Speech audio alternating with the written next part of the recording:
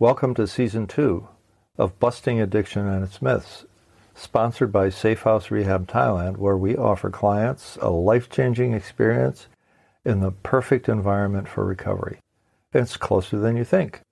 Just visit safehouserehab.com to learn more, or contact us at info@safehouserehab and we'll tell you more about our $1,000 airfare allowance and our referral rewards program too.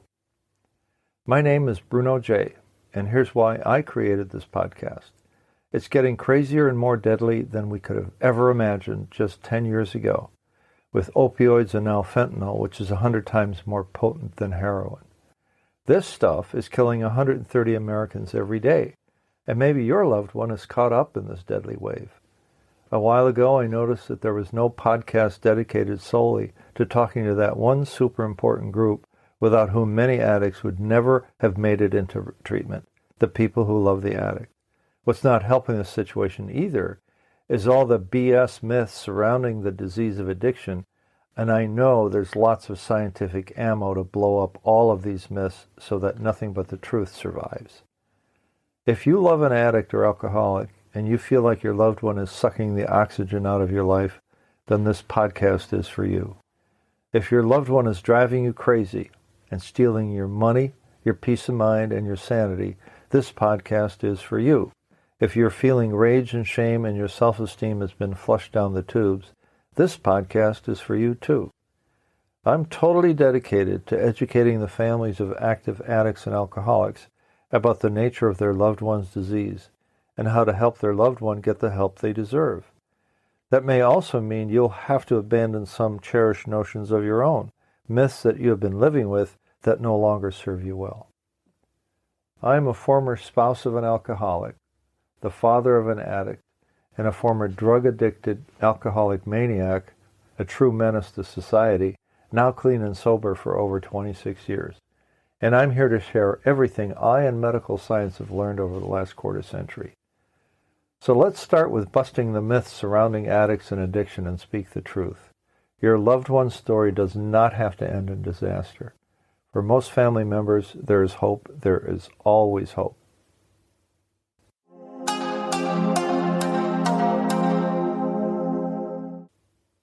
Hi, Bruno J. here, and welcome back to Busting Addiction and Its Myths. I call this episode number 1 in Season 2, Tony Tells It Like It Is, also known as The Perspective of a Young Recovering Addict and what he has observed among recovering and not recovering young addicts. So here we are again, Tony, and my fine young genius friend. I'm going to set him up, and you're going to knock him down. Are you ready? A few minutes on each topic should do it. Sounds good, Bruno. So first, a brief take on where you are now in your life and in your recovery, and then we can get into some of the more specific questions. Where am I in my recovery and in life? I think I'm in a very good place. I'm in a very happy place. I'm in a very stimulated place. And in my recovery, currently, I've actually gone back to step 1. I'm going to redo the steps. I'm going to work through them again with my sponsor. And in life, I am working, committed, and out here in Thailand. Sounds like you're in a stable situation. Your recovery is coming along quite well, right? It's going well. Okay. It's going well. So I'll ask you to share your observations based on what you've seen and heard at treatment centers, at your 12-step meetings, and also based on your personal experiences, sort of firsthand, as it were. First question is, tell me about all the different drugs that you know about that are now available and what addicts are addicted to. Sure. I think the more common ones, alcohol, heroin, crack, cocaine, ketamine. Is meth part of it too? Sure, yes, yeah, meth.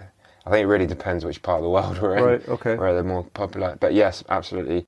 Meth, cannabis, ecstasy, although I wouldn't count that as a main problem. Okay, so that's a pretty good list of substances. More will be revealed. In your opinion, based on what you've seen, are most addicts addicted to multiple substances, and what are some of the typical combinations? And why do you think that is? I believe most people tend to have a primary, which they're aware they have a problem with. However, it's becoming more and more apparent that it's not usually just one substance. Okay. And so what are some of the typical combinations that you see out there? We'll say alcohol and cocaine, heroin and alcohol, maybe. Okay. Or even, again, cocaine, meth and alcohol. Okay. So it sounds like alcohol is a common denominator for all of these, based on what I just heard. It seems to be one that's swept underneath the carpet and put to one side. Right. Alcohol seems to be. Right. And why do you think that is? I think it's just the overall misconception that it is a drug or it is an addictive substance, but due to it being socially acceptable, there's a lot of so it's not considered as dangerous. Yeah. Okay, right. I mean, I'm not putting words in your mouth. Explain to our listeners why alcohol is the most dangerous substance to withdraw from. Alcohol, amongst all the substances out there, alcohol has some of the largest physical withdrawal symptoms, which are harmful to our bodies. Unfortunately, the actual withdrawals from alcohol can cause seizures and essentially heart failure, respiratory arrest. How is that handled at a treatment center like Safe House Rehab? It's controlled by detox medication, whether that being Librium or Valium or other benzo type substances, which are commonly used for alcohol withdrawal. So someone is watched very carefully, especially if they report alcohol abuse, to make sure that they don't go into seizures, and they're given some medication to help them withdraw. Yeah. What's the typical withdrawal period? How long is that? Alcohol, it tends to be anything, the dangerous symptoms are between 48 and 72 hours, but they can occur from anything from up to 24 hours to 72 hours. Okay. All right. And now, for the benefit of those who haven't seen or heard fully of the horrors of addiction from the inside, tell me, because I know, knowing parents of addicts and alcoholics, sometimes they shake their heads and they can't believe their child is actually capable of doing something like this because it's hidden from them. It's out of sight, out of mind. Tell me the craziest horror story you've ever heard when it comes to addict behavior. This can be about anyone you've met or anyone you know, and of course we'll use we'll protect anonymity and use pseudonyms, okay? Just to give our audience an example of the things parents or other significant others do not hear because, well, they don't want to know, or their addict, alcoholic child is not telling them. Sure. That's not an easy question because I have so many stories in the bank. Would you like, I can either go maybe something a bit more personal to me or something that I've came across? Anything that really tells the full horror story, something that you've either come across, have done yourself, or have heard about is fine. Doesn't matter. There's a lady that I remember that I met whilst I was in a treatment facility, and her primary substance and only substance was alcohol. Okay. And she was in her mid-50s, and she had plenty of stories to give. And she was a harmful, innocent, loving, caring woman. But she'd also developed a problem with alcohol. She was an addict, alcoholic as such.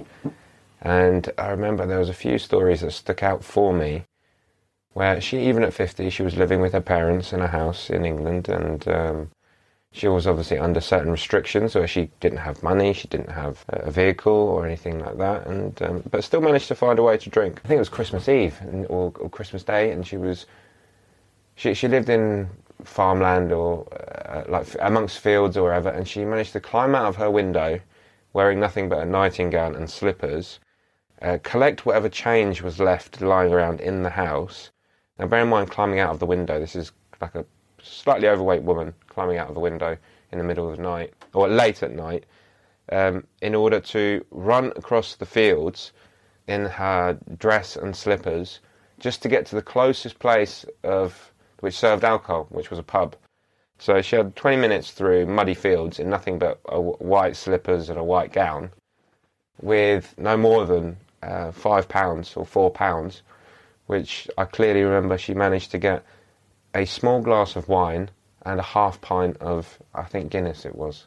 And she managed to get to the pub, she managed to get that, and upon returning back, she had to get back into the house. Now, she'd escaped from the top floor onto a perched roof or whatever, However, she had to get back up, and she was using a ladder. Now, this is an overweight, middle-aged, 50-year-old woman trying to climb up a ladder in the pitch black of night, fairly intoxicated, making noise, smashing things up. And the neighbours rang the police. They're saying that they're hearing all these noises, etc., etc. And sometimes in those scenarios, they call out a few squad cars or this. In areas where it's been quite common that there's been a lot of robberies and so forth, they occasionally do get police helicopters out, especially when it's fields and just terrain. So here's the poor little lady scrambling around trying to get upstairs into her own house on a ladder. There's police out, vehicles out. There's police chopper in the sky with like the lights, beams, and everything else. This is like an invasion. This is like stuff that you see on criminals being chased by, I don't know, armed special forces. Police dogs out, this, that, the other, blah, blah, blah. But anyway, that's an example of desperation in the length that as alcoholics, as addicts, we will go to in order to get our drink, our fix as such. Willing to go to any lengths to get alcohol, and then later on willing to go to any lengths to stay sober. Interesting, isn't it? Mm. So I know you attend both AA and I believe NA meetings. Tell me, what are the different reasons that younger addicts go to the meetings? In other words, what do they get out of meetings? The 12-step programs and meetings are a widely suggested tool to embrace in recovery and in the recovery world, whether it be NA, whether it be AA. It offers a certain amount of tools, wisdom and knowledge and help as a group to people in recovery who are addicts, who are alcoholics, which you can't get anywhere else, and essentially it's for free. Right. But it's a support network for people who enter recovery. And it's a bunch of people who understand each other and the addiction aspect, where they can talk, communicate, and work together as a unit and not feel alone. I've heard it said, and I've experienced this myself, that you go to an NA or AA meeting, you go to a 12-step meeting, and you're all speaking the same language, whereas when you go out into the street, nobody really understands what the hell you're talking about. Is that valid? It's completely valid, absolutely. And I feel I've seen it 100 times as well, where people, you really connect, you really click with each other, despite your age, despite your background, despite even your substance abuse. You really do understand each other when it comes to the topic of the actual addiction and the behaviour surrounded around it. You've heard the phrase equal opportunity disease. Does that strike you? Because it seems to cut across all sorts of demographics, ages, incomes, races, religions, and so forth. Sure. Yeah. Mm-hmm. And in the literature, it also talks about we are people who normally would not mix. In other words, you as let's say you're a educated, young, Caucasian, Western guy, normally you would probably not be able to meet some of the types of people that you meet at a AA meeting, like somebody from India or. I mean, has that been part of your experience as well? In my experience, it doesn't matter who's in there, whether it be nationality, different skin color, different backgrounds. The people that I've met in there, I would never have anything to do with, simply because of just how crazy and insane some of these individuals I've met who are in there are. Yeah. But it really does not matter. We're not in there to judge each other. We're not in there we're there for support. We're there because we understand each other, and at the end of the day, we all share the same problem, and we're facing it together as a unit. Okay. What do you think got the people who attend these meetings, what do you think got them there in the first place? Do the majority who attend get there out of treatment or part of a treatment deal? What's your experience of, what got them into the meeting, got them to go and at least commit to some, program of 12-step recovery? Different people, different circumstances, but a lot of people that I know, or the majority of people I know, are introduced into meetings from rehab point of view, Okay. from attending rehab, from being admitted into rehabs for treatment. The others, perhaps it may be word of mouth. A little bit further back in time, it was more word of mouth and introduction through people who... Okay. So, is it your sense that most treatment programs that you are familiar with actually do support and endorse a 12-step treatment program as a way of maintaining sobriety or once they get out of treatment? Yes. Okay. Most of the clinics, treatment facilities and centres that I know of, that I'm aware of, now in this modern time and era, the majority of these treatment facilities incorporate the 12 steps and meetings into their program. Whether they necessarily push it or just suggest it and offer it as an option to be used is a different based on the individual place itself. However, most places now facilitate an introduction into the 12-step program. Okay. So they've got a scripted version of, or a structured version of, the introduction to a 12-step program. Can you talk about the resistance that I see that some newcomers have to the concept of a higher power and why that is? Huge. Very quickly, I can instantly say to you a big one that I've seen time and time again is the word God. Right. The misconception of the word God. Someone believing, it's especially amongst the millennials, I think that's fair to say. Right.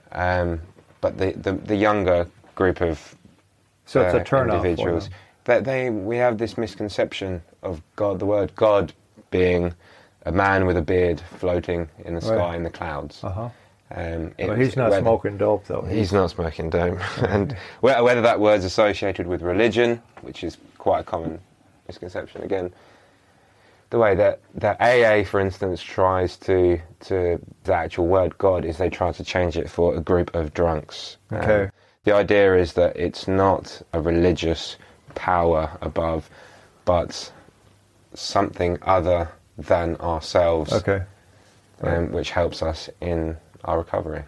So talk a little bit about a power other than ourselves. And I see that when we talk about higher power, there is not nearly the kind of resistance that I see to the concept of higher power versus the resistance that you see to the word God.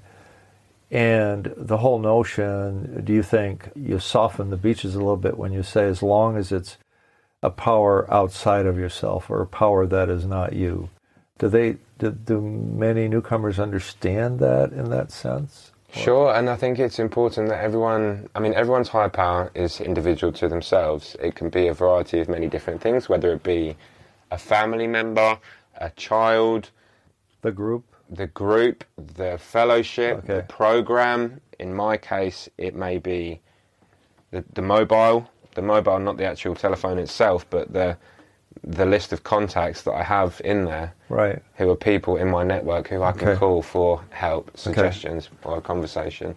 And it doesn't really matter what it is, as long as it's you plus something else, it doesn't matter. But the idea is that it's not just you yourself. Yeah, you're not alone. Right, okay. I would like you to talk about the myths that parents hold dear, the illusions that they believe in about addiction or about their addict, like, oh, this is just a phase, or he needs a change in environment, or he's got an anxiety disorder, therefore he drinks. What are some of the myths that you see that parents particularly hold dear that don't serve them very well and that are a distorted view or a wrong view about addiction or addicts? Everyone has their own self-belief, so as people's conceptions of what the problem may be that they're facing is going to be individual to the actual person. It can be this, as you're saying, oh, it's just anxiety, it's stress, it's this, whereas in reality, addiction is addiction. There's no two ways around addiction. It's quite a serious disease which is present, and again, there's a lot of misunderstanding around the word addiction, what it really is, and how it affects people. Okay, and do you sense, as I do, that some people think that you have to treat something else, as opposed to treating addiction as the primary disorder. Yes, absolutely. Right? How long do addicts go before their families step in? And what is the major way that they decide to either enter treatment or get into a recovery program? What have you seen out there? Okay, so talk about, too, how relapsing is typical, right? And that it usually takes several tries before they get going for real. Can you talk about that? Sure. Again, I think everyone has a different breaking point. Everyone has a different rock bottom. Successful recovery happens when someone is ready, when someone is willing, when someone has a desire for change. The misconception of failing and going around in circles, whether it be over and over and over and over again, the individual is not ready for the change to happen. It sometimes takes one time, but it's very unlikely. It sometimes takes 2 times, 3 times, 4 times. But it depends. Some people have to fall further than others. Okay. Some people have different rock bottoms. Some people have different waking up points. Some people respond differently to different process of change that has to come from the individual themselves. You can guide the addict to the recovery. You can detox them 100 times. Essentially, it's not something permanent unless it's something that's worked on a daily basis or incorporated into your lifestyle to try and work on. Is it invariably the case that when the addict or alcoholic goes back out there, things always get worse and they never get better? It tends to get worse every single time when someone goes out. Okay. I'm not saying this out of right any other perspective other than this is what I've seen. In 5 years, in 6 years, my own personal experience and witnessing what has happened to others. And I'm not talking about a handful of 10 or 20 or 50 or 100. It I'm always talking gets about worse, hundreds. essentially. Almost always. In most cases, it gets worse. It always gets worse. Right. And they talk about this as a progressive and predictable disease. In other words, I go into treatment, I decide I'm going to leave and go back out there. I can predict that it's going to get worse and that I may or may not get back into treatment because there's no guarantee, right, that you're going to go back in. So that's very important to know. And one of the things that we make in our points we make in our podcast is if you're a parent, don't get too discouraged if your addict relapses, because that means that she's giving it a shot. But get the addict or alcoholic or the person you love back in as soon as possible, because then not a whole lot of time will have elapsed, so they can't do all that much damage, right? Support is key in this addiction. Right. Left to our own devices, we are helpless, and unfortunately, our thinking is very bad. Right, brain damage type thinking. Yeah. Right. Yeah. Okay. What price did your parents pay emotionally and financially just to get you to go into recovery? So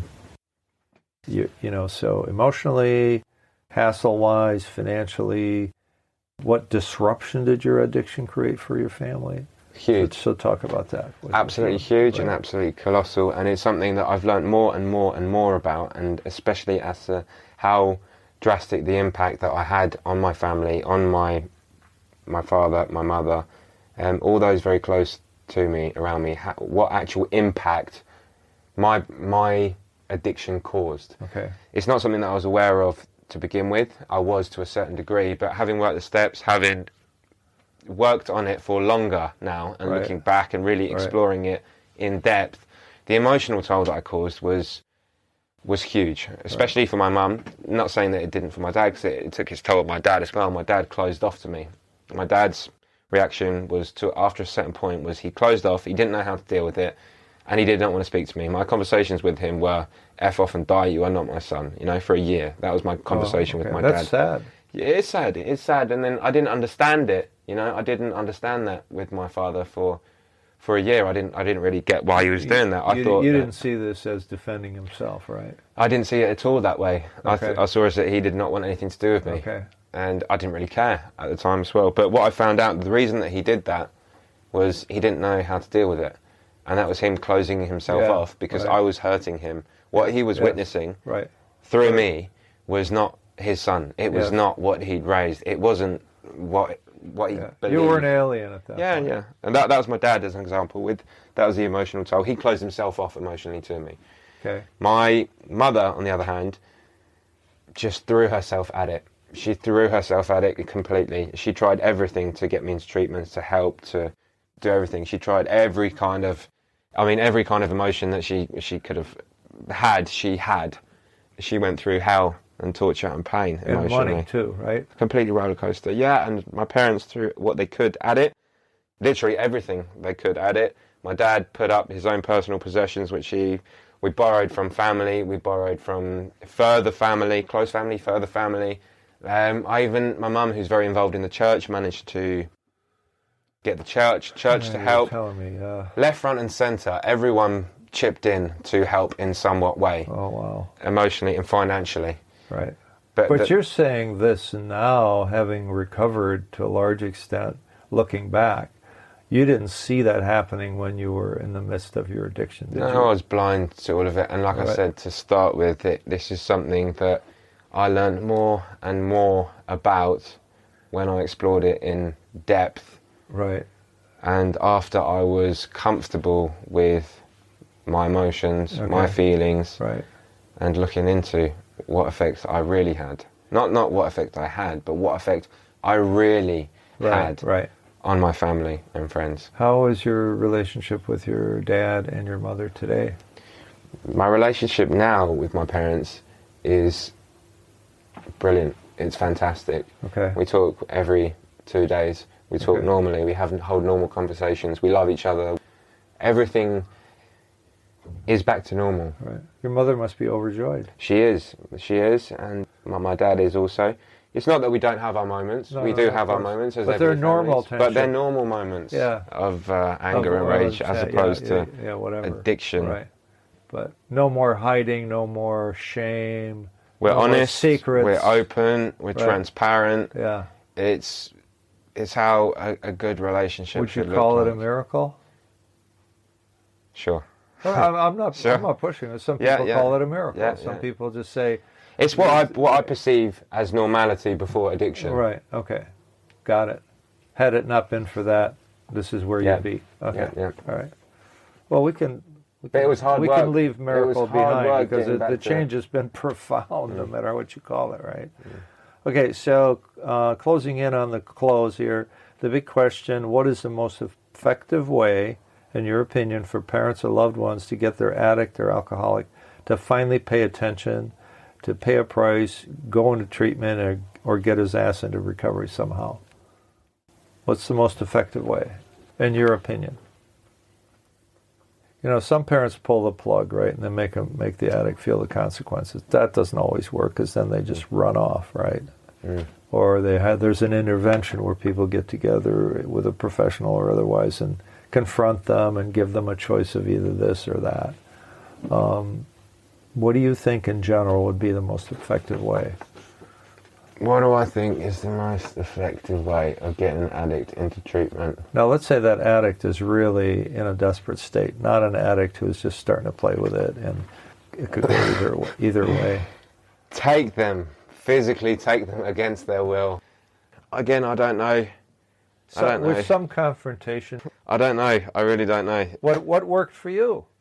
I was handcuffed in the back of a police car first time around. I was forced to by my parents, as if I wouldn't have a place to live if I didn't go. All right. I then was begging the third time. Okay. The fourth time I was suggested by my doctor, and I was persuaded by a counsellor. That's where I made my own decision. That's when shit started working. Okay. I mean, that's the kind of stuff our audience needs to hear, man. So you can speak for yourself, right? I mean, you can definitely speak for yourself. Yeah. And that's what worked for you. Is there a right way of doing it? No, I don't think so. What can be done? They can be taken by force. They can be encouraged. It doesn't matter as long as they get into that treatment facility and they get... the journey doesn't always start off easy. It can be difficult. It can be... it's never easy. That's the truth at the end of the day. The conversations need to be had about the recovery prior. Otherwise, I think it's just throwing someone else into the dark. Communication is key, although, again, it's limited when people are in active addiction. I think it's important to have the conversations. I think it's important to somehow introduce the addicts into it, or to a third party member who's not the family member for them to get some sort of sense, some sort of reason to them. So they're aware of what's about to happen, aware of the process that they're about to go into, instead of going into it completely just eyes closed, not knowing which way to go about it. That's a great answer. So what are the, last question, what are the one or two things a family should not ever do that would in fact prolong the free ride the addict is getting at the expense of the family? What should they not do? Let them continue with their using. Okay, that's also a great answer. Provide their needs. Right. Give in to their way of control. Right. So that's what they should not be doing. Yeah, don't do that. Yeah. Okay. So stop dancing with the devil. Stop dancing with the devil. All right. The Busting Addiction and the Myths That Surround It podcast is brought to you by the caring professionals at Safe House Rehab Thailand, who offer clients a life-changing experience in the perfect environment for recovery. Just ask us any question, we mean any question, at info@safehouserehab.com, and we may use it on the air with your permission, of course, or visit us at safehouserehab.com. We want to help you make an informed decision for yourself and your loved one at this very important time in your family's life. So tune in next week for the next episode of Busting Addiction and the Myths That Travel with It, and we'll see you next time.